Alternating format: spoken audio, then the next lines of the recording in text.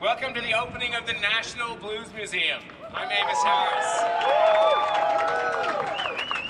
I'm principal of Spinnaker St. Louis. We are the developers of this whole side of downtown, and 6 years ago when we were imagining what this was going to look like, I was thinking this was going to be a bar, some kind of a blues bar.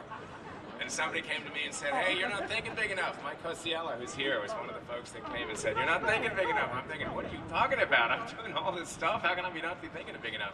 He said, we need to have the National Blues Museum in St. Louis. We need to own the blues and have it in St. Louis. I thought, you're nuts. But he kept at it. A couple other people, Kevin Farrell, who I think might be here, a few other folks kept at it.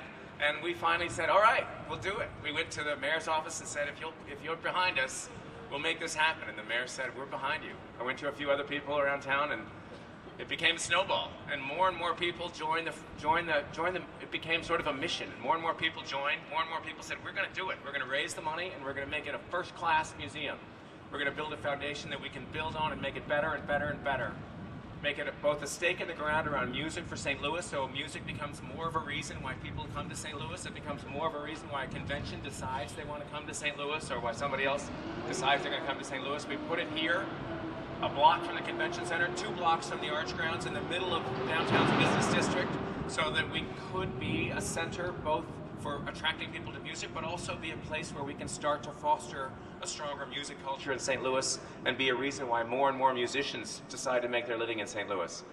One of the early people that got on board and on this train to make this happen was Rob Endicott. Rob Endicott is an attorney at Bryan Cave, but more importantly, he is a Juilliard-trained trumpet player.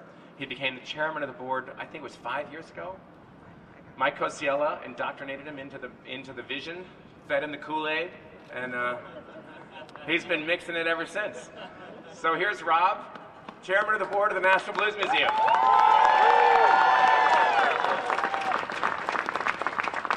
How about it for Amos Harris and Spinnaker and EMB for doing this whole development and having the vision for putting the National Blues Museum here. We couldn't have done it without you. Their support has been amazing. And how about for the Normandy marching band?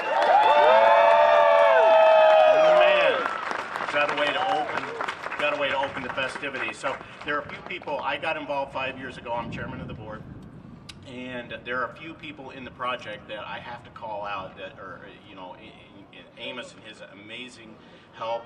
Bob Santelli is here this morning. Bob is the executive director of the Grammy Museum. Bob is our deep music guru who's been in the background on the phone with me many late nights and saying, Bob, how do we do this? He's like, you got it. This is you can do this. And he's here to help us celebrate, and we're glad that he's here. The Gallagher folks are here. Gallagher and Associates designed this. Patrick Gallagher was here the other night. He's not here this morning, but the Gallagher folks are around. I'm mentioning these people because they are around today, and if you see them, talk to them, and they will tell you the stories that you're going to see stories in this museum, but they're going to tell you stories that you can't get any other day than today. Billy Altman is here. I got to shout out to Billy. Billy wrote the text. He wrote the story. He assembled the pictures, and Billy is here today. And you want to hear some stories, talk to Billy Altman. We got to thank our partners at Lumiere for making this happen financially, and then the artists. I mean, we had a great show last night. Bobby Rush is standing right behind me. What a thrill. Bobby is the man. He put on a great show. Shamika Copeland, awesome. Big George Brock.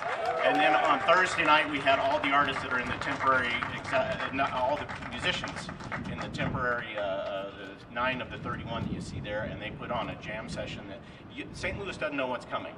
But it's my pleasure to introduce the real man of the hour, and he's our executive director. He came to us from the B.B. King Museum in Indianola, Mississippi. And people have heard me say this, but I get down on my knees every day, and I thank the Lord for bringing me Dion Brown. Dion Brown.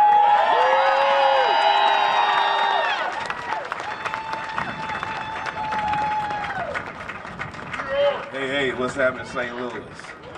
You know, Rob touched on it. You know, St. Louis is really in for a treat with what we get to do. We have Bobby Rush here. He's been nothing but an ambassador, but the whole blues community is watching us, and it's right here in St. Louis. So everybody be proud of what you guys get to do. You get to be the spotlight for the world when it comes to blues, and hopefully we'll make that a reality. It's cold, so I'm going to keep this brief. You guys are tired of hearing me. I want Bobby Rush to come up here and say a few words, if you will. Bobby Rush. Thank you, thank you, thank you. I don't know how to start saying this. I was born in Louisiana, hoping they would put me in some kind of museum there. They didn't. I went to Pine Bluff, Arkansas. They didn't.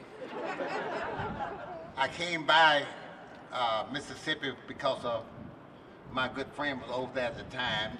So B.B. King left a mark for there, but didn't leave my name there. So now I'm in St. Louis. St. Louis, thank you for letting me be a part of this. I won't talk long because I lived in Chicago for many years. Now I live in Jackson, Mississippi. What's warm, I don't have any long drawers on.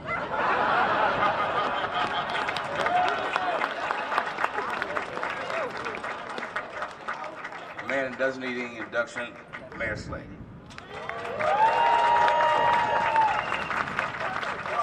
And good morning to everyone. What a long-awaited, long-anticipated, but certainly worth the wait. What a quality facility this is. They have the National Blues Museum right here in the city of St. Louis, and I can't think of a better place to have it.